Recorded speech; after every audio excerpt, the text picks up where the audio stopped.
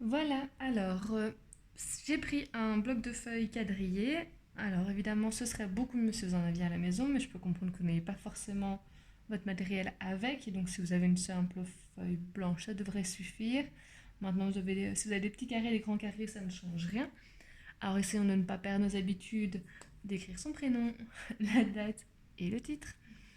Et puis on va se rentraîner à faire un calcul écrit.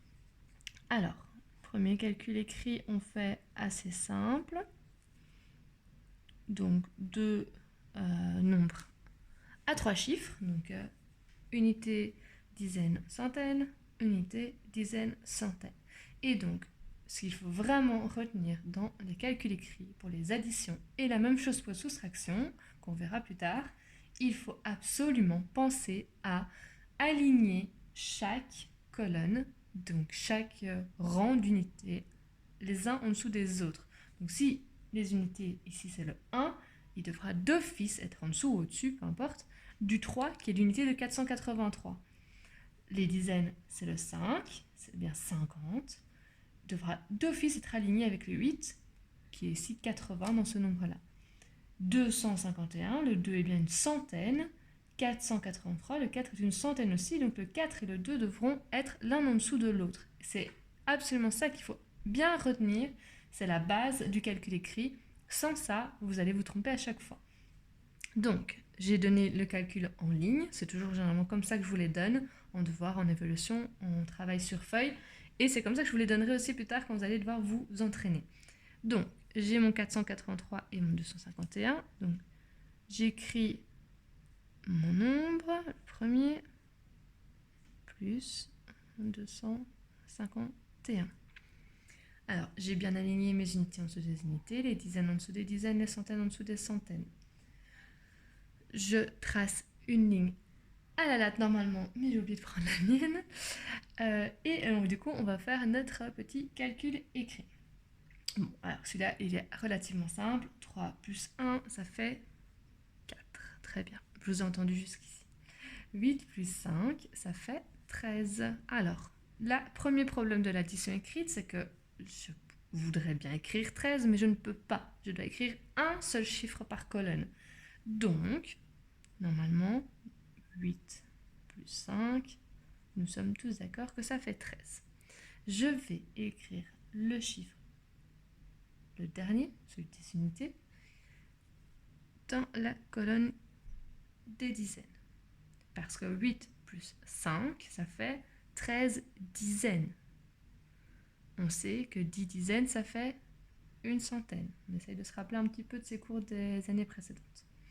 Donc, j'écris mon 3 là. Mais ce n'est pas 3 la réponse, c'est bien 13. Donc, je n'oublie pas mon report. Je vais l'écrire dans la colonne des centaines. Pourquoi? Parce que je rappelle, en première, déjà on vous parlait que une dizaine, c'était 10 unités. On se souvient de ça? On faisait des petits points, des petits sacs, etc. normalement. Donc, si j'ai ici 10 dizaines, j'ai une dizaine, c'est 10. 2 dizaines, c'est 20. 3 dizaines, 30. 4 dizaines, 40. 5 dizaines, 50. 6 dizaines, 60. 7, 70. 8, 80. 9 dizaines, 90. Et donc 10 dizaines, ça fait 100. D'accord jusqu'à là? Et donc 10 dizaines est égal à 100. Et donc c'est normal que je mette le plus 1 dans les centaines. J'espère que c'est un peu plus clair. Alors, 1 plus 4, ça fait 5. Je n'oublie pas donc mon report. Plus 2, ça fait 7. Et donc, ma réponse est 734. Et je vais faire ma petite ligne parce que ça me perturbe qu'il n'y en ait pas. Voilà. On se rappelle un peu tout ça? Alors, deuxième calcul un petit peu plus compliqué. Quand on a un nombre, peu importe lequel, ici, ce nombre-là a 4 chiffres. 1, 2, 3, 4. Celui-ci en a que 3. 1, 2, 3. C'est là que le problème commence généralement. Vous avez tendance à ne pas aligner correctement les chiffres. Donc, de nouveau, avant d'aller trop vite, j'analyse. 742, le 2 est une unité. Le 4, c'est une dizaine. Le 7, c'est une centaine. Dans 4830, j'ai 0 unité, 3 dizaines, 8 centaines et 4 unités de 1000.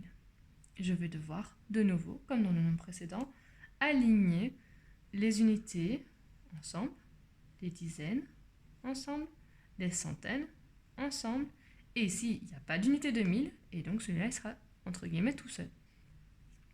Même chose, je les aligne. Alors, ici, il n'y a pas vraiment d'ordre. Vous pouvez écrire ceci ou ceci en premier. L'addition, on peut switcher, je vous rappelle. Hein, donc, 2 plus 3, ça fait 5. Et 3 plus 2, ça fait 5 aussi. Donc, j'écris 4830 plus, on n'oublie pas le signe, 742. Donc, j'ai bien aligné mes unités en dessous des unités, les dizaines, les centaines. Et ici, il n'y a pas d'unité de 1000, mais c'est pas grave, il n'y en a pas, on ne met rien. Si ça vous perturbe vraiment qu'il y ait un trou, vous mettez un 0. Si ça vous aide, vous pouvez le faire. Moi, ça, je n'aime pas trop, mais après, si ça vous aide à mieux voir que le vide est un 0, moi, il n'y a pas de souci, vous pouvez le faire.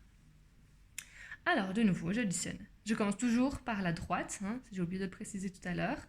C'est bien toujours les unités, puis les dizaines, puis les centaines, etc. On commence par les plus petits vers la droite. Si vous commencez par ici, votre réponse ne sera pas bonne. 0 plus 2, c'est pas très difficile, ça fait 2. 3 plus 4, attention, ça fait 7. Beaucoup de personnes se trompent encore sur 3 plus 4. 8 plus 7, alors je rappelle, là je vais dépasser le 9. 8 plus 7, ça nous fait 15. Je ne peux pas écrire 15 dans la colonne. Je vais écrire le dernier chiffre, le 5. Et du coup, mon 1 va devenir un report. 1 plus 4, ça fait 5, plus rien, plus 0, ça fait toujours 5. Et donc, ma réponse totale est 5572. J'espère que tout va bien jusque-là. Parce que maintenant, nous allons rajouter les nombres à virgule. C'est là que ça coince un petit peu aussi. Alors,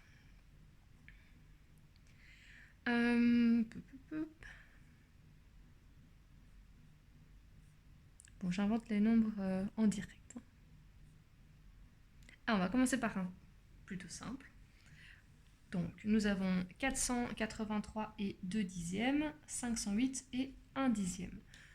La règle est toujours la même, c'est on respecte les rangs d'unités, dizaines, centaines, et on respecte aussi le rang de la partie décimale. Je rappelle que la BAC, nous l'avons vu et revu, mais je peux vous rappeler un petit peu. Donc, unité, dizaines, centaines, généralement ça c'est bien ancré dans votre tête, ça il n'y a aucun souci.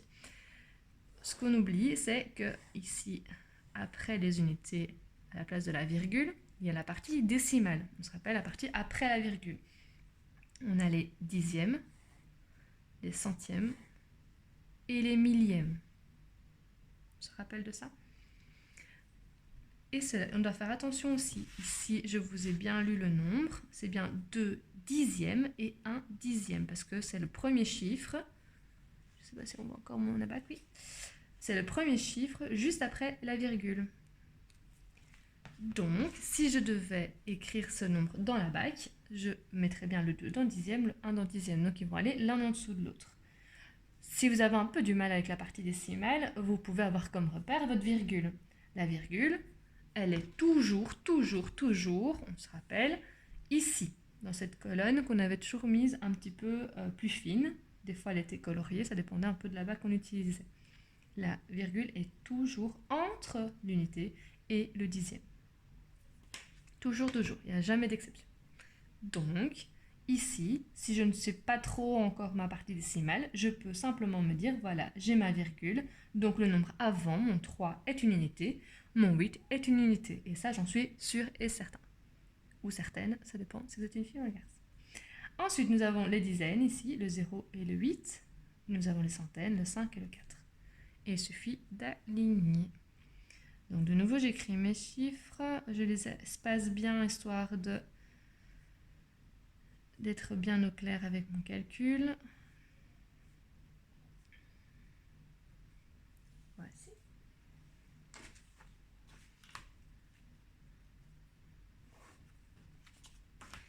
Et j'additionne. Dixième et dixième, 2 dixièmes, 1 dixième, ça me fait 3 dixièmes. Une virgule plus une virgule, ça me fait toujours une virgule. 3 unités et 8 unités, ça fait 11. Donc je rappelle 11. Donc c'était 3 plus 8 égale 11. Donc je ne peux pas écrire 11 dans ma colonne. 11 unités, on sait que ça c'est l'unité, et 10 unités, on sait que c'est une dizaine. Donc j'ai écrit mon 1 ici, le dernier. Et je vais reporter ma dizaine dans la colonne des dizaines. Une dizaine plus 8 dizaines, ça fait 9. Plus 0, ça fait toujours 9. Et 4 centaines plus 5 centaines, ça fait 9 centaines. Nous avons donc 991,3. J'espère que ça va toujours. Alors le dernier, c'est lorsque, le dernier cas qu'on peut avoir, c'est lorsque la partie décimale n'est pas la même. C'est-à-dire que dans un des nombres, il y a un seul chiffre, donc un dixième, et dans l'autre nombre, il y en a 2 ou 3, ça dépend. Donc, quatrième calcul, nous avons par exemple 2873,21 dixième plus 371,4. 4 dixièmes. Alors, là, généralement, c'est le plus gros du problème. C'est là où encore beaucoup d'enfants se trompent. Et donc, on va essayer de remédier à ça. Alors, je rappelle qu'après la virgule, nous avons la partie décimale. Donc, même chose que le calcul d'avant. Si la partie décimale vous fait peur, vous stresse, vous avez peur de vous tromper, etc., allez vers la partie entière. Donc, on a dit, si j'ai une virgule, le chiffre avant est l'unité. Donc, le 3 ici, c'est l'unité. Et ici, avant la virgule, c'est le 1. Donc, l'unité est de 1. Et donc, si vraiment vous bloquez sur le placement de votre calcul écrit, ben vous commencez par ces chiffres-là. Donc, vous mettez le 3, et puis vous placez le reste. Donc, juste avant le 3, c'est un 7. Avant, c'est un 8. Et encore avant, c'est un 2. Après, il y a une virgule, un 2 et un 1. Et puis, si vous avez peur de mal mettre votre deuxième nombre, ben vous focalisez vraiment sur le 1. Il n'y a que le 1 qui peut être sûr et certain, c'est le 1 des unités. Et donc, je le mets directement en dessous du 3. Comme ça, je suis certain de ne pas me tromper. Et le reste, il suffit de... juste avant le 1, il y a un 7, donc je mets un 7. Juste avant, il y a un 3, donc je mets le 3. Ensuite, il y a une virgule. Virgule, virgule, c'est juste. Et puis, après la virgule, il y a un 4. Et voilà, j'ai mon calcul écrit qui est bien positionné. Vous avez tendance à mettre le 1 et le 4 alignés. Ça veut dire que la plupart d'entre vous auraient mis le 4 ici, puis la virgule, etc. Donc il faut bien faire attention, la virgule est toujours l'une en dessous de l'autre, les unités sont l'une en dessous de l'autre, les dixièmes sont l'une en dessous de l'autre aussi, l'un en dessous de l'autre, pardon, et le 1 qui est dans les centièmes est tout seul parce qu'il n'y a pas de centième dans ce nombre-là. Même chose que tout à l'heure, si ça vous perturbe, vous mettez un petit 0. 4 dixièmes et 40 centièmes, c'est la même chose. Ensuite, maintenant que mon calcul écrit est bien positionné, je vais pouvoir le résoudre. 1 plus 0, ça fait 1. 2 plus 4, ça fait 6. Virgule, virgule. 3 plus 1, ça fait 4. 7 plus 16, ça fait 14. Je n'oublie pas mon report. Je pense que maintenant, ça devrait être compris. 8 plus 1, ça fait 9. Plus 3, ça fait 12. Donc, j'écris 2 plus 1 en report. Et 1 plus 2, ça fait 3. Donc, ma réponse est de 3244 et 61 centièmes. J'avais dit que c'était le dernier, mais en fait, je viens de penser à un autre cas de figure qui est à peu près le même que celui-ci. C'est un calcul avec un nombre entier et un nombre à virgule. Donc, je vais vous le présenter. Imaginons que nous avons 2708 plus 497,56. Voilà. Alors, la même chose. Ici, dans l'exercice 4, nous avions chaque fois la virgule qui pouvait nous aider à bien aligner le nombre aussi. Si la virgule est en dessous de la virgule, c'est que j'ai bien fait ce qu'il fallait. Par contre, dans le 5e, ici, il n'y a pas de virgule pour nous aider, et là, il y en a une. Pas de souci. Dans un nombre entier, c'est-à-dire un nombre sans virgule, le dernier chiffre, on le sait, on l'a dit dès le début avec ici 483, etc. On a dit, le dernier chiffre, c'est les unités. Donc, dans 2708, je sais que mon 8 est une unité. Dans 497 et 56 centièmes, je regarde ma virgule, le nombre avant est une unité. Donc, j'ai 7 unités. J'écris donc mon nombre, 2708. Je place bien mon 7 en dessous du 8. Je fais attention. Ensuite, j'écris 497. Et je n'oublie pas la partie décimale, virgule 56. J'oublie pas mon plus. Et je souligne. Même chose, si le vide vous perturbe ou vous avez un peu peur de vous tromper, etc., vous pouvez écrire virgule 0, 0. Ça peut vous aider. Et comme ça, vous savez que là, il n'y a pas de dixième, il n'y a pas de dixième, il n'y a pas de centième. C'est pour ça qu'on ne les écrit pas. Je vous ai déjà dit plusieurs fois, écrire des virgules 0, ça ne sert à rien, ça n'a pas de sens. Ici, il peut vous aider, donc on peut l'écrire. Et comme ça, je sais qu'il y a 0 centième plus 6 centièmes, ce qui fait 6. 0 et 5, ça fait 5, virgule, virgule. 8 plus 7, ça fait 15. Je n'oublie pas le 1 de report. Ici, du coup, ça me fait 10. Je n'oublie pas le report. J'ai 8 plus 4, ça fait 12.